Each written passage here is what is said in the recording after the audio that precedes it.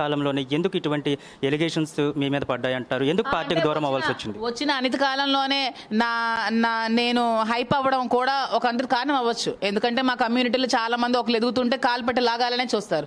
నా ఎదుగుదల చూసి ఓరలేన చాలా మంది ఉండొచ్చు. అందరు కలిపి ఒకటి అవ్వచ్చు, ఏకం అవ్వచ్చు. ఎందుకంటే ఇంత జరుగుతున్న ఈ కమ్యూనిటీలో ఇంత సపోర్ట్ చేయకుండా అందరికీ అన్ని తెలుసండి. ఇక్కడ నిజాలు తెలియని వాళ్ళు ఎవరు లేరు. ప్రతి ఒక్కరికి ఇట్స్ ఓపెన్ సీక్రెట్. ఇక్కడ ఏం జరిగిందో ఏం జరుగుతుందని ప్రతి ఒక్కరికి తెలుసు. కానీ అందరూ సినిమా చూస్తున్నారు అంతే. ఏం జరుగుతుంది, జరిగితే జరగని, మాకెందుకని ఒక సినిమా చూస్తున్నారు.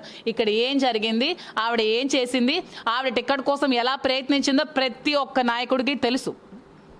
అంటే మీరు శ్రీని గారికి దగ్గర అవడం కోసం మెసేజ్లు పెట్టారు అనేది వాళ్ళ పిల్లలు స్క్రీన్ షాట్లు తీసుకొచ్చి బయట ఈరోజు మీడియాలో చూపించడం కానీ లేదా వాళ్ళు చెప్పడం కానీ జరుగుతుంది. దీంట్లో వాస్తవం ఎంత ఉంది అసలు? అదే అడుగుతున్నాను. ఆ స్క్రీన్ షాట్లో నా ఫోన్ నెంబర్ మీరు చూసారా? మీడియా ఏదైనా ఎవరైనా చూపించినప్పుడు ఎవిడెన్స్ తీసుకోండి. Please take evidences. ఎక్కువనా వాళ్ళు స్క్రీన్ షాట్ చూపించినప్పుడు దాంట్లో నా నెంబర్ 6281 సంథింగ్ నెంబర్ మీకు ఏమైనా కనిపించిందా? మీరు చూసారా? లేదు, ఆ డీపీ కూడా మీద ఉంది. ఆ స్క్రీన్ షాట్ ఆ టైమింగ్స్ తో పాటు వాళ్ళు సరే, మీ ఫోటో పెట్టి మీ డీపీ పెట్టి మీ పేరేంటి రాజు అని సేవ్ చేసి మీరు ఒక అమ్మాయికి ఎవరికో ఐ లవ్ యూ చెప్పారని చెప్పి నేను ఒక స్క్రీన్ షాట్ తీసి పెడతాను. మీరని అయిపోద్దా? చెప్పండి సమాధానం. అయిపోద్దా? అంటే మీరు అనేది నెంబర్ డిస్ప్లే కనిపించలేదు. అంటే నెంబర్ వాళ్ళు డిస్ప్లే చూపించిన దాంట్లో నిజం అయిపోతుందా? కాదండి. ఇప్పుడు వాళ్ళు కూడా ఒకవేళ ఈ రోజు వచ్చి ఆవిడ నెంబర్ తో పాటు చూపించగలిగితే దానికి మీరు చూపించిన స్క్రీన్ షాట్ మీరు నిన్న గడపకి వస్తుంది నీకోసమే ఏదో ఇంకేంటి నవ్వితే బాగుంటావు అనే మెసేజ్ చూపించారు కదా, దాంట్లో ఆ స్క్రీన్ షాట్ లో ప్లీజ్ షో మై నంబర్, నా నెంబర్ ఉంటే నేను అది పెట్టానని ఒప్పుకుంటాను.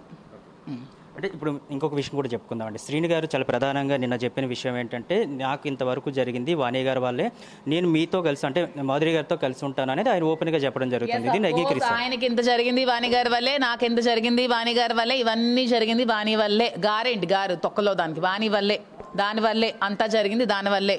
సో ఇది మేము ఈ ఫ్రెండ్షిప్ని కంటిన్యూ చేయాలని అనుకుంటున్నాం. దీనిలో తప్పేమీ లేదు.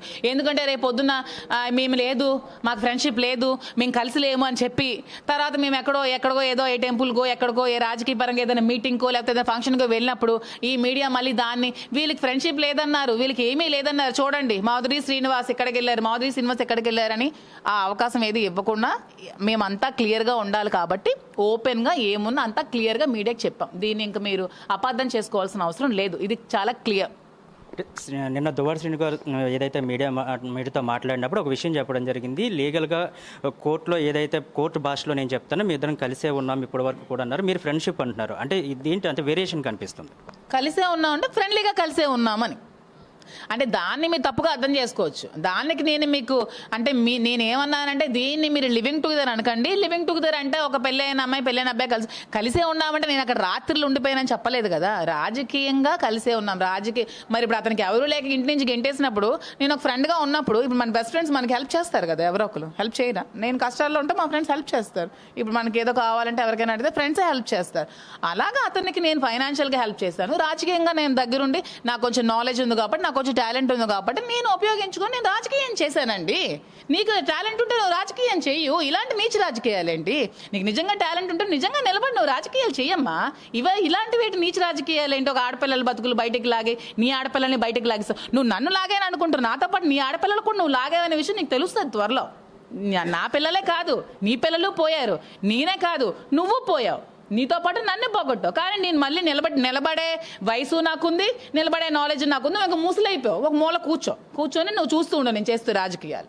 అంటే ఇక్కడ శ్రీని గారి దగ్గర అదేవిధంగా వాణి గారి దగ్గర ఇద్దరి దగ్గర వచ్చిన ప్రధాన సమస్య ఏంటంటే మీరే వాళ్ళకి సమస్యగా మారారు, అందువల్లే శ్రీని గారు కూడా మా దగ్గర విభేదించి బయటకు వెళ్ళిపోయారని ఆవిడ వెర్షన్. శ్రీని గారు మీకు ఏమైనా చెప్పారా నేనే సమస్యగా మారానని? చాలా మంది క్వశ్చన్స్ నిన్న మీడియా వాళ్ళందరూ అడిగారు, మాధురి మీకు బ్లాక్మెయిల్ చేసిందని. సమాధానం వినే ఉంటారు కదా. ఆవిడ కూడా చెప్తుంది కదండి, వాడికి ఏముంది ఏముందండి బ్లాక్మెయిల్ చేసి స్టాప్ చేయడానికి చెప్తుంది కదా ఆవిడే. అన్ని మొత్తం సోషల్ మీడియాలో అతనికి ఏమీ లేదు, అతను జీరో, అతనికి ఏమీ లేదు. ఎందుకంటే అతను కరప్షన్ చేయరు, కరప్షన్ చేసి సంపాదించడానికి ఆస్తులు ఉండాలంటే కరప్షన్ చేయాలి. ఆస్తులు ఎలాగొచ్చేస్తాయి? కరప్షన్ చేయాలి. సో అలాంటి 100 కోట్ల ఆస్తులు ఉండాలని కరప్షన్ చేయలేదు. కష్టపడి చేసుకునే వాళ్ళు వ్యాపారాలు అవి కూడా టీడీపీ వాళ్ళు ఆపేశారు. పాపం ఏది లేకుండా ఓన్లీ ప్రజల కోసమే రాజకీయాలు చేస్తూ వస్తున్నారు. సో అలాంటప్పుడు ఏంటి ఉంటుందండి ట్రాప్ చేయడానికి? నేను రాజకీయంగా పోనీ ఎదగడానికి నేను ట్రాప్ చేయాలనుకుని నాకు జనసేన వాళ్ళు కూడా పిలిచారు. జనసేన కిరణ్కి అందరికి పిలిచి అడగండి, నాకు పిలిచారా లేదా, నాకు ఇన్వైట్ చేస్తారా లేదా పార్టీకి. నాకు చాలాసార్లు వచ్చారు ఇంటికి వచ్చి, నాకు నువ్వు ఎలాగైనా జనసేనలో రావాలి వదినా అని చెప్పారు. పవన్ కళ్యాణ్తో డైరెక్ట్గా నీకు కొండపై ఇస్తాం వదిన నన్ను హోటల్కి పవన్ కళ్యాణ్ వచ్చినప్పుడు నన్ను రమ్మని పిలిచారు. ఆ రోజు డేట్ కూడా ఇచ్చారు. కానీ నేను వెళ్ళలేదు. ఎందుకంటే నాకు జగన్మోహన్ రెడ్డి మీద అభిమానం కాబట్టి నేను వెళ్ళలేదు. ఒక పార్టీకి స్టిక్ అని అనుకున్నాను కాబట్టి నేను వెళ్ళలేదు.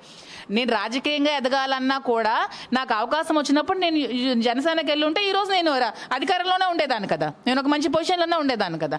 సో నేను అధికారం కోసం ట్రాప్ చేయాలా? మరి ఆస్తులు కావాలంటే ఆస్తులు అతనికి లేవు, ఆస్తుల కోసం ట్రాప్ చేయాలా? పోనీ అతనికి అందం, వయసు, లేకపోతే ఏమైనా 30 years 35 years టీనేజ్ కుర్రోడా? మరి ఏముందని నేను ట్రాప్ చేయాలండి? ఒక మానవత దృక్పథంతో వచ్చిన ఎలిగేషన్స్ వల్ల అతను ఒంటరి అయిపోయాడు, వచ్చిన ఎలిగేషన్స్ వల్ల ఈవిడ ఒక దరిద్రం చేసి బ్యాచ్ చేసి ఒంటరి చేసింది అయిపోయారని మానవత దృక్పథంతో నేను ఇచ్చేస్తే దాన్ని ఆవిడ ఫాల్స్ ఎలిగేషన్స్ చేసి ఇప్పుడు మీడియా ముందు పెట్టి ఇన్ని చేశాక ఇంకా నా లైఫ్ ఏమవుతుందండి? అందరూ తెలుసుకోండి. ఏదో ఆవిడ హేహా అని ఏడుస్తుందంటే అవన్నీ నిజాలు కావు. నా బాధ కూడా తెలుసుకోండి. అంటే మీరు ఏదైతే ఇప్పుడు ఏజ్ గురించి మాట్లాడారో ఈ ఏజ్లో మళ్ళీ ఇప్పుడు మేమంతా కూడా బయటకు వచ్చాం కనుక నా విషయం బయటకు